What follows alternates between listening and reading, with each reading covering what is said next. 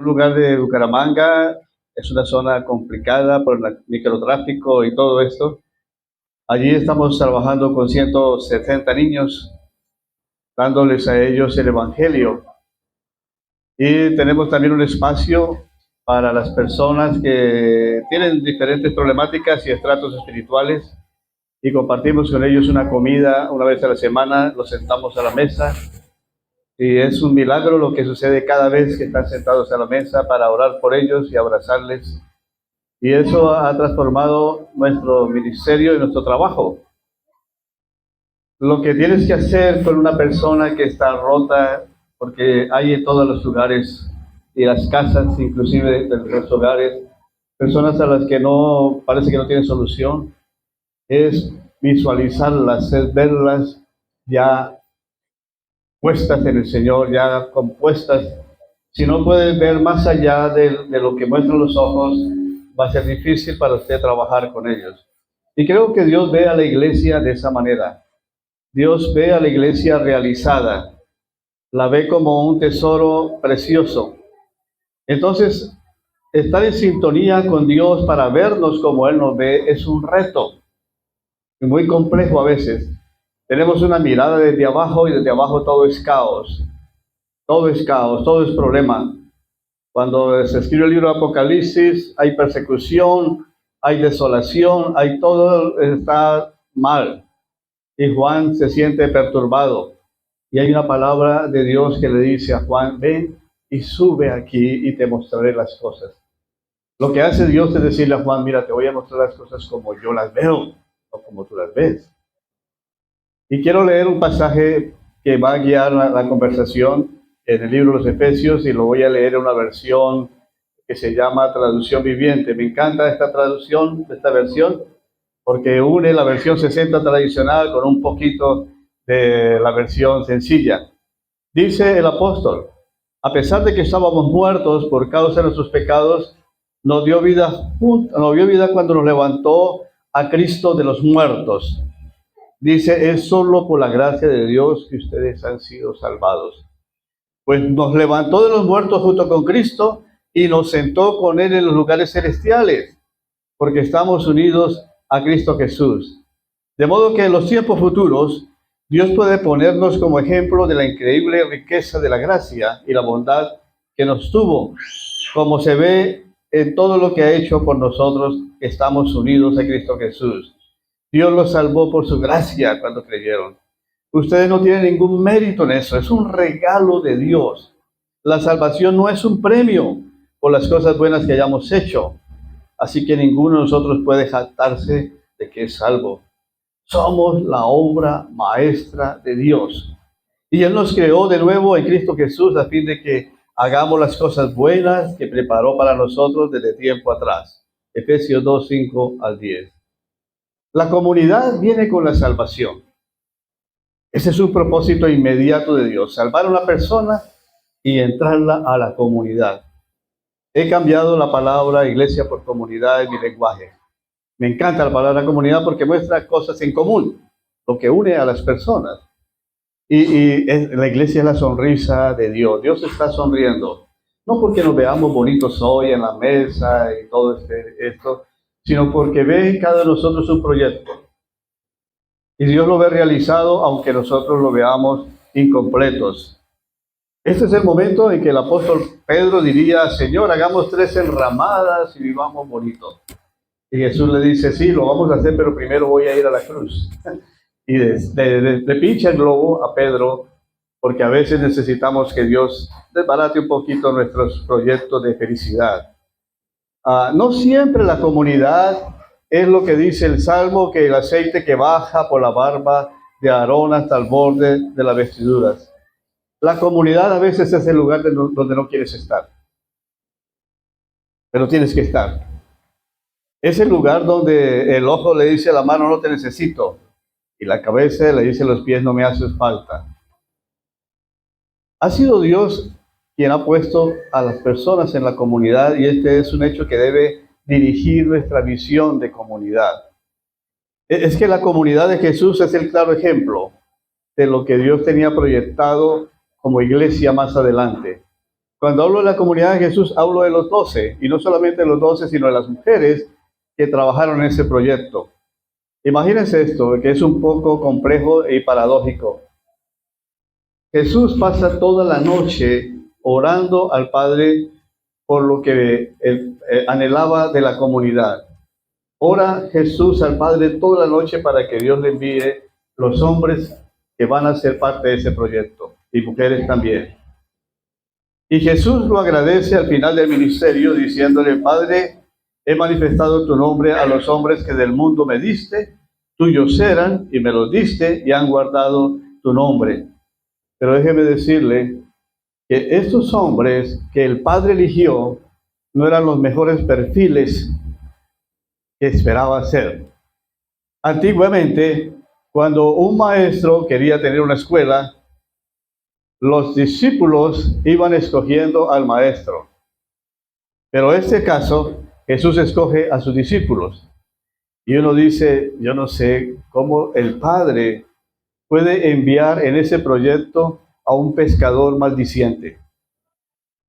Y cómo ese pescador en una crisis lo va a negar. ¿Cómo es posible que el Padre incluya en ese proyecto a dos hermanos impulsivos, que Jesús llamaría los hijos del trueno, y que en complicidad con la madre, ellos quieren apoderarse de los mejores puestos en el reino? ¿Cómo es que Dios escoge para Jesús a un celote? Es un revoltoso, es un guerrillero del tiempo, y lo mete allí. ¿Cómo es posible que el Padre envíe en ese proyecto a un publicano que tiene mala reputación, un estafador que cobra para Roma los impuestos del pueblo? ¿Y qué decir de Judas, no? Un ladrón que le metía la mano a la ofrenda todo el tiempo. Y nunca había plata en la ofrenda. Judas se la robaba. Y esa es la realidad. Y Jesús estaba allí sabiendo todas estas cosas. Esos hombres fueron escogidos para seguir a Dios. La comunidad es un proyecto del Padre. Toca a tu hermano o tu hermana que está al lado. Tócalo. Eso. Tu hermano y tu hermana es un elegido del Padre para este proyecto. Dios nos ha traído y nos ha escogido. Y no es que seamos la comunidad bella y perfecta, es que cuando uno ve esa gama de personas allí siguiendo a Jesús, dice uno: ¿qué puede salir de eso? Puedes meterles una bolsa y revolverle a ver qué sale. Pero problemas, eran problemas. ¿Ustedes creen que ellos pasaban todo el tiempo cantando himnos y haciendo devocionales y nada?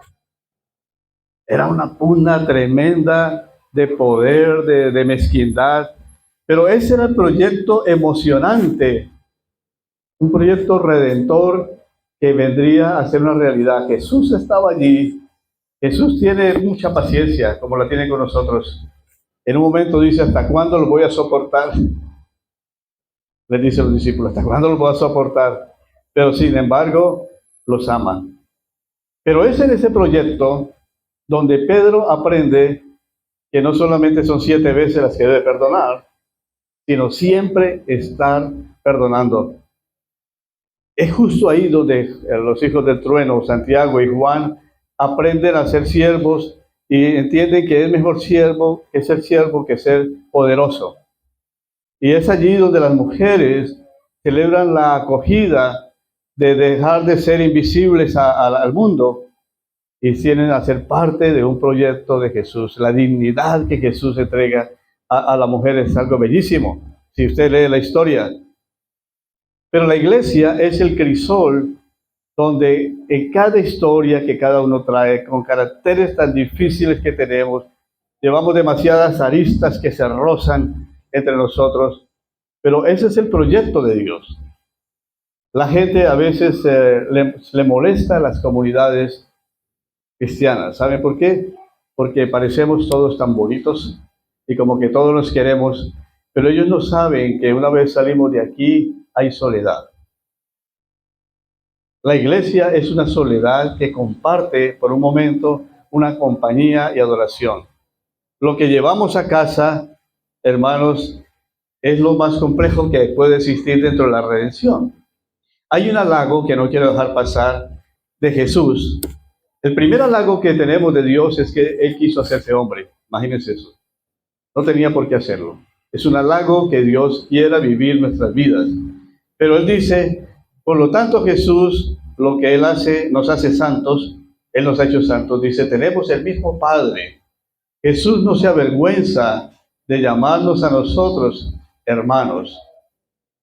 El mundo afuera tiene sed de comunidad, una sed de pertenecer a algo que sea sincero, porque está cansada de tanta hipocresía.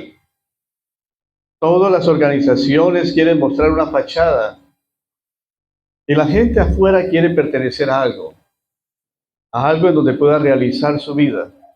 Hay un anhelo, hermanos, de que las cosas se concreten, que las cosas dejen de ser palabras, dejen de ser ideas bonitas, porque lo primero que hace Dios al concretar todo el proyecto es el verbo se hizo ¿qué?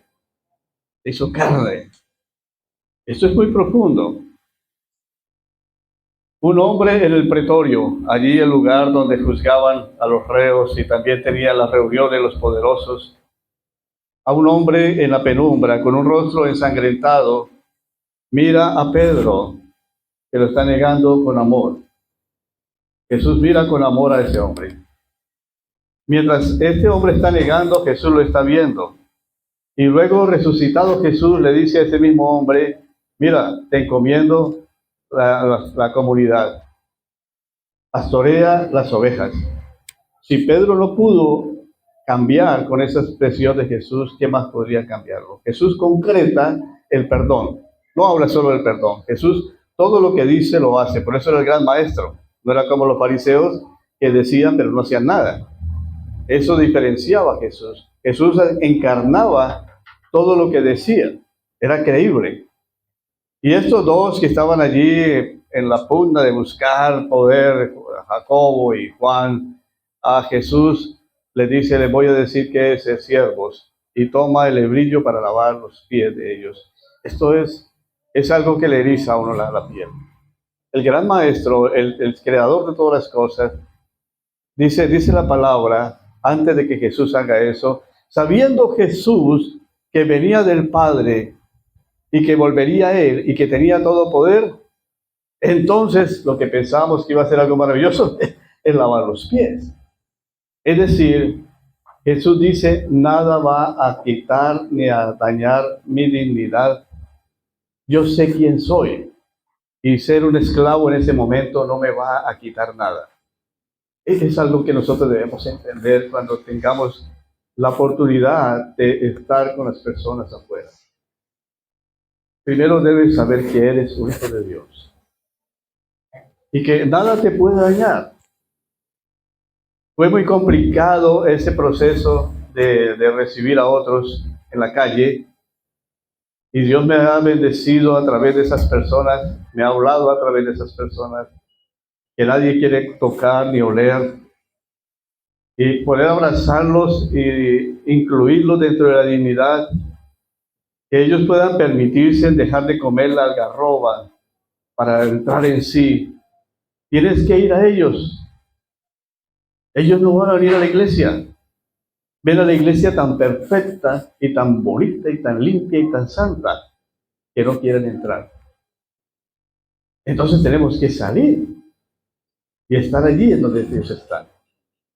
Tal vez no todos tengan la misma vocación, no te preocupes, porque no es un llamado a todos. Pero el llamado es que aquellos que tienen que ir al terreno, al lodazal, y puedan tener contacto con ellos y los traigan, la iglesia pueda recibirlos y amarlos. Son diferentes misiones que Dios te va a dar. Aún no lo sabes quizás, pero Dios está trabajando en tu vida y cuando se despierte eso, pues bueno, empezará a ver la gloria de Dios en las comunidades. Las iglesias deben dejar de ser lugares bonitos de reunión. Eso está ya pasado. El mundo ha cambiado y las generaciones están cambiando y nos gritan afuera, necesitamos de ustedes, porque todo está quebrado. Hemos estado entre familias que ni siquiera conocen qué es una Biblia, y crean que lo estoy mintiendo. Y cuando esas personas les empiezas a hablar el Evangelio, la novedad del Evangelio, es como en el primer siglo. Después de toda esa comida que hacemos en la tarde, ellos vienen y les hablo el Evangelio. No les saco la Biblia porque ni siquiera saben leer algunos. Hemos comprobado, no saben leer. Entonces, narrar, por ejemplo, una parábola, para ellos es fascinante. Es un cuento nuevo, una historia nueva. Entonces, si la lees en la versión 60, ellos quedan perdidos. Tienes que ponerte en el lenguaje actual para que ellos puedan apreciar la palabra. Los hijos del trueno que querían desatar el fuego del cielo porque no escucharon a Jesús en una ocasión. Señor, siquiera hacemos descender fuego del cielo y que los queme, porque no te escuchan a ti. Y Jesús le dice a estos dos, mira, yo no he venido a eso, he venido a salvar al hombre y a dar mi vida por ellos. No nos gusta la sociedad, yo sé. Y quisiéramos condenar a todo el mundo, sea por sus preferencias sexuales, sea porque están rotos por el alcoholismo, o por la droga, o por lo que sea. Quisiéramos recluirlos y meterlos en un lugar en el mundo y esconderlos, y que allí Dios se haga derrame su ira sobre ellos. Y Dios dice, no, esos tiempos ya pasaron, ahora es salvar al hombre. Lo que estoy diciendo es que para que una comunidad sobreviva, se desarrolle y crezca, necesita de hombres y mujeres que encarnen a Dios en sus acciones. La iglesia debe volver a los ojos de ese Dios hecho carne y fijar la mirada en las palabras de Jesús, cómo trataba Jesús a las personas, cómo se acercaba a los enfermos, cómo se acercaba a los excluidos, a los oprimidos por el diablo. Cuando Jesús inicia el ministerio, está en la sinagoga, él abre el libro de Isaías y él dice, el Espíritu del Señor está sobre mí, me ha ungido para llevar la buena noticia a los pobres. Me ha enviado a proclamar a los cautivos que sean liberados, que los ciegos vean, que los oprimidos sean puestos en libertad, porque ha llegado el tiempo del favor del Señor. Ese proyecto que dirigió la vida de Jesús es el proyecto nuestro. Jesús lo traslada a la iglesia. Jesús dice a la iglesia, tienes que ir a los pobres, tienes que ir a los oprimidos, a los que están bajo esta maldición de la nostalgia y de la depresión. Tienes que ir a ellos y libertarlos. Esa es la misión de la iglesia, ese proyecto Jesús nos lo trasladó a nosotros. Y olvidar ese proyecto nos puede hacer caer en el riesgo de tener una fe distorsionada, vacía, una fe de palabras nomás. Y muchos creyentes que se dejan embriagar por ambientes religiosos, ambientes que producen seguridad, emotividad, como si Dios habitara solamente en las experiencias del momento, en las emociones, en la avaricia de la religión, tomando a Dios como un prestamista. Señor, yo te doy, pero yo veré. Aquí te doy esto, Señor. Señor, te entrego esto, pero yo espero otra cosa de ti. De nada sirven todas esas experiencias, y quizás ustedes las han vivido. Yo vengo de un ambiente también distorsionado, hace 40 años, en donde estaba siguiendo doctrinas, distorsionado completamente, buscando la emoción, el poder y todo esto. Y luego llegaba a casa con resentimientos, con amarguras, con proyectos de venganza, quejándome. Y yo decía, quiero volver otra vez a la reunión porque es como una droga. La reunión a veces puede ser una droga para escapar.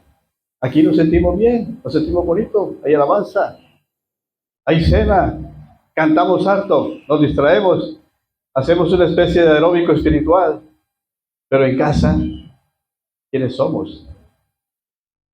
No podemos llevar este lugar a la casa, tenemos que vivir a Dios en nuestra casa. Entonces, La vida espiritual es algo que se concreta haciendo a Jesús real. Dios se encarna otra vez. No solamente se encarnó en Jesús, sino se quiere encarnar en ti. Por eso el apóstol Pablo llegó a decir, ya no vivo yo. ¿Qué sigue? Vive Cristo en mí, en mis complejidades, en mis vacíos, en mis límites, en mis compulsiones. Pero Cristo vive en mí. Y eso que puedo apreciar con lucidez espiritual de Cristo es lo que debo concretar en mi vida con mi vecino. ¿Eres el vecino a quien evitan? ¿O eres el vecino a quien acoge? ¿Eres el vecino que le echa agua a los niños porque se acercan a la casa? ¿Que siempre está gritando y quejándose? ¿Cómo lo vas a traer? ¿Qué prestigio tienes en medio de esa pequeña comunidad en la que vives? ¿Quién eres? Podemos escondernos detrás de la iglesia, pero Jesús dice, no puedes esconder tu vida. Es una luz que tiene que ponerse encima de un lugar para que alumbre a otros. Eres una persona preciosa para Dios. El hecho de que Dios te haya puesto en medio de la comunidad es porque Dios te ve realizado. Mire, hay un pasaje que decimos siempre que alguien se bautizó, el que está en Cristo, ¿qué? Nueva criatura es, las cosas viejas pasaron, todas son hechas nuevas, y yo no las veo a veces así. Las cosas viejas todavía me persiguen, todavía lucho con pensamientos, con crisis de mi pasado, pero entonces el versículo, ¿por qué dice así? Es porque ese versículo es como Dios me ve a mí. Si lees el pasaje es una versión de Dios, no de nosotros. Él dice, el que está en Cristo es una nueva criatura para Dios. Ya nos ve realizados, amados hermanos. Hay muchas orientaciones, o más bien, hay muchas maneras en que las iglesias expresan a Dios, porque Dios tiene una multiforme gracia. Y quiero proponerles una, yo no sé si esa sea la que pueda la iglesia tomar aquí en la Atalaya, o puede ser otra, Dios les dirigirá, porque Dios les conoce y sabe la necesidad que hay afuera. Pero quiero decirles brevemente que hay una propuesta de la compasión. Aprender compasión es algo que requiere mucho de sentimiento, de sentir al otro, el dolor que el otro tiene. La gente vive huérfana de ejemplos creíbles, les dije yo. Jesús dice que vio a la gente que no tiene, como ovejas que no tienen ¿qué? Pastor. Jesús las vio así, desorientadas, con demasiadas ideas y propuestas como hoy hay ahora. Hay una especie de ateísmo que está ahora en el mundo contra Dios, pero ese ateísmo contra Dios es culpa de nosotros. Dios no se ha escondido, Dios no se ha ocultado, Dios está activo, pero nosotros de alguna manera estamos creando una especie de ateos porque mal representamos a Dios y cuando la gente escucha de la iglesia, es un problema que hay una reacción así. Hipócritas dicen, no hacen, se creen superiores, etc. Entonces nosotros somos parte de ese tipo de idea que la gente tiene. La compasión, hermano, no es sentir lástima por otros, no es eso. Tampoco la compasión es hacer proyectos de influencer. Es decir, que vamos a desarrollar hoy una obra y luego dejamos esa buena obra, no la continuamos, no la hacemos parte de nuestra tarea, sino simplemente algo. Les confieso algo que me molesta un poco con el trabajo que hacemos. Es un trabajo que Dios nos ha permitido continuo. A veces se logran cosas, a veces no. Y hay hermanos que dicen, hermanos, yo quiero estar con ustedes porque quiero hacer una buena obra. Hágala en su casa. Hágala con su vecino. Entonces la iglesia dice, vamos a hacer una buena obra, vamos a trabajar con los ancianos. Y visitan el ancianato una vez y se olvidan de los ancianos. O vamos a trabajar con los niños. Entonces les llevamos unos juguetes y luego los dejamos sin comer. Y nos olvidamos que son niños carentes de instrucción y de valores. Entonces el proyecto de la compasión tiene que ver con tomar el dolor de los otros, llorar con el que llora y estar cerca del sufrimiento del otro sin que ese sufrimiento me destruya a mí.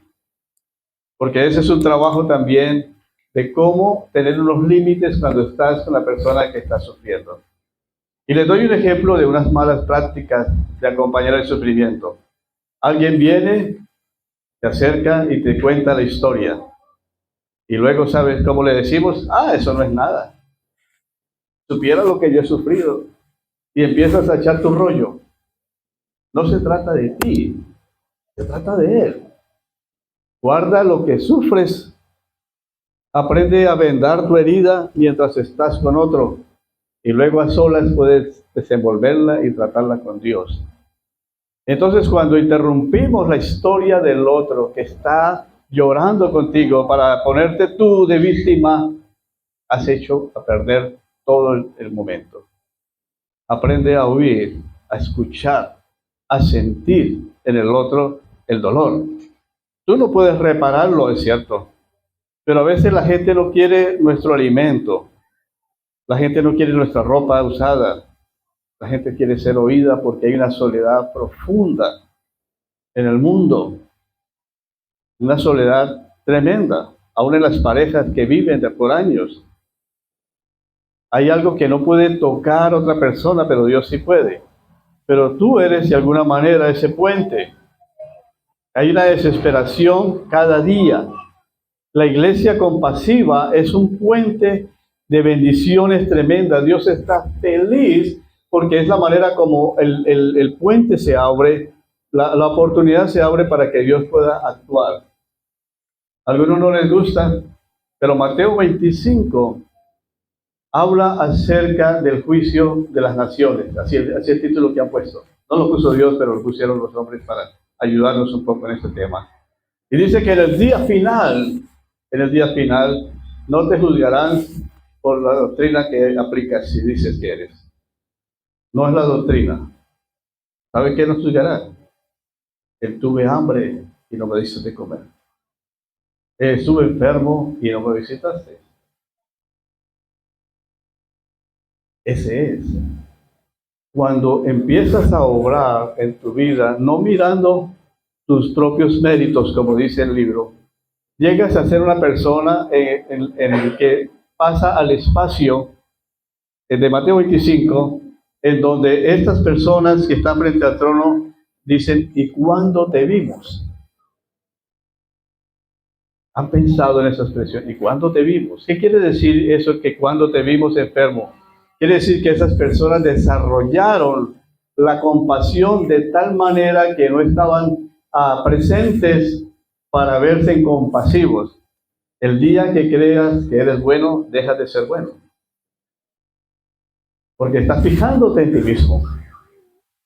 La compasión de la iglesia tiene que fluir no como un pequeño proyecto, no como chispas en donde tenemos un espacio para hacer algo con la gente.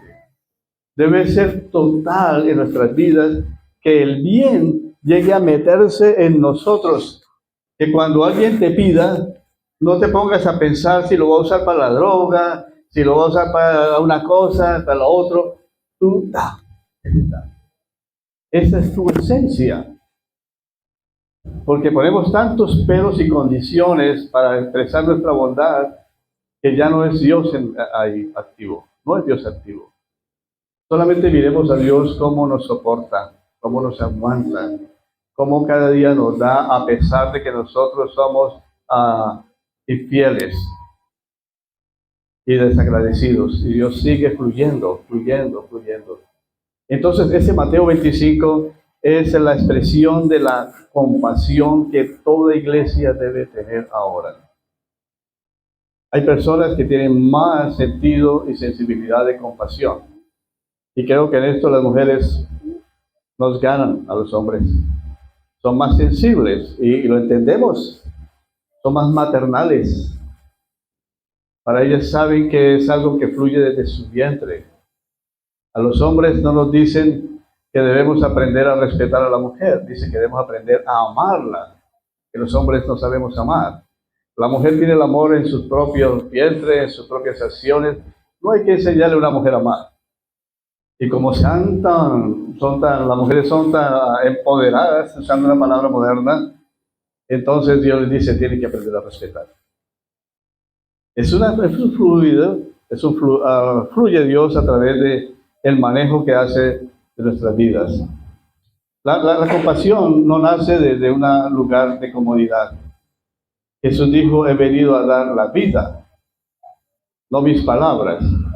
Y dar la vida es salirnos de esa zona de confort y comodidad con la que a veces vivimos.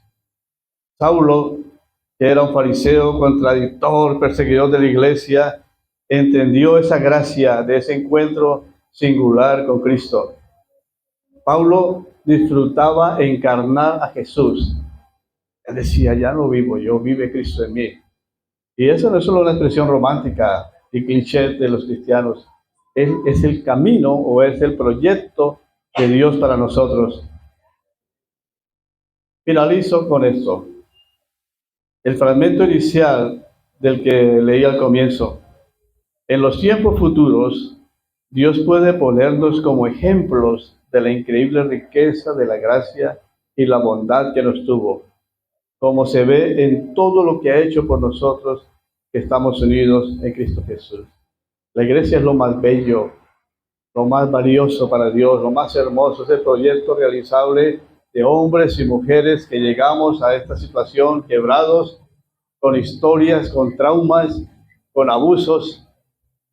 Y el hecho de que Dios nos ponga juntos aquí como si fuéramos una familia, siendo a veces extraños, es que es un milagro que no se obra en ningún tipo de comunidad, que usted llegue a un lugar y sea abrazado por otro con amor. La acogida es el punto de partida de evangelismo. ¿Cómo evangeliza la iglesia? Con la acogida. Una iglesia amorosa, que le da una bienvenida sincera al otro, que lo abrazan. En esto nos ganan a nosotros los alcohólicos anónimos. Cuando un alcohólico anónimo deja de asistir y recae y vuelve al lugar, allá a los salones, ¿saben cómo lo reciben? ¡Oh, volviste! Bienvenido, te estamos esperando. Pero espere que usted deje de venir a la iglesia 2 meses a ver cómo lo reciben. Mira, en el puesto, ahí estaba esperándote el puesto. Qué bueno que viniste por aquí y le echas 2 o 3 sátiras. Y él dice, no me siento acogido. La iglesia es la acogida, el abrazo de Dios. El hijo pródigo finalizará su historia convirtiéndose en el padre. No podemos ser hijos pródigos que todo el tiempo nos victimizamos. En algún momento maduramos y crecemos y nos convertimos en el que da la acogida. El tesoro está en sus manos. Aunque nuestras vasijas son de barro, hay un tesoro y es Cristo en sus vidas. Ver la gloria de Dios en alguien que aún no se ha convertido es un reto. Verlo realizado como Dios lo ve realizado. De esa manera no habrán discusiones ni peleas entre nosotros. Porque vemos al hermano, a pesar de las dificultades y los caracteres tan diferentes, lo vemos parte de algo que está en nuestro interior, en nuestro corazón. Es mi hermano. No lo he escogido yo, lo escogió Dios. Imagínense donde nos escogiéramos. Tendríamos solamente un círculo de nosotros que nos gustaba. Pero Dios dice, no lo decides tú, yo lo decido. Y pondré allí a aquel que va a ser el que va a tener la escuela de paciencia para la iglesia por años. A aquel que de alguna forma va a mostrarnos cuál es el perdón, que una vez se vuelve, que una vez regresa, que trae sus problemas y sus conflictos, pero estamos aquí para ejercitar todo eso.